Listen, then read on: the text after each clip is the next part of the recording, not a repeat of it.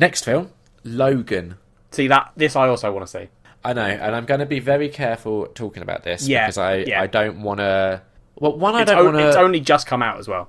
Yeah, and one, I do not want to spoil it for you, but two, I also don't want to kind of hype you up too much or, like, kind of mislead you when I'm talking about it. Yeah.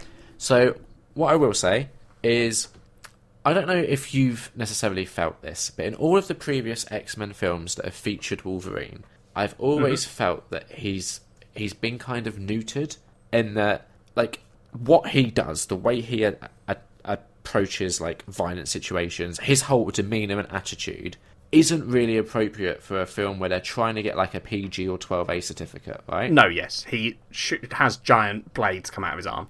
Yeah. So it's so delightful to finally see this character done right. Yeah, I mean, because even in the trailer, did they do an R-rated trailer? Yeah. And that was pretty good. Yes, they did. Yeah.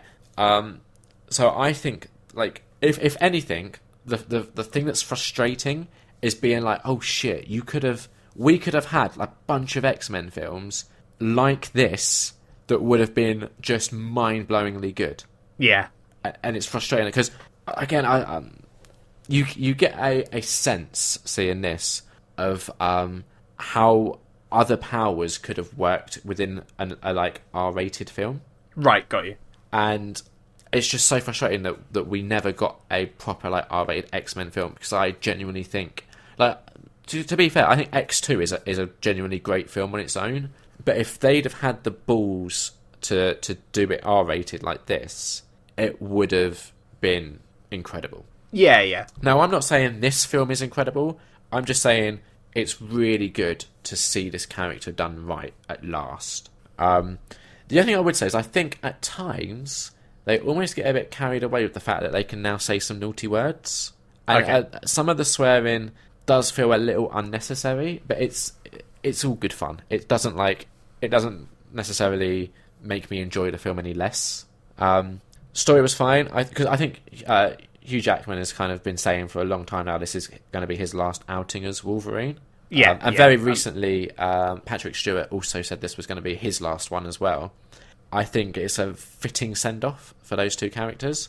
I think fans of the previous films... I mean, you think X-Men's been around for, 16 years now or something? So there will have been people that have grown up with these films. I think they will appreciate how this kind of sends off that character.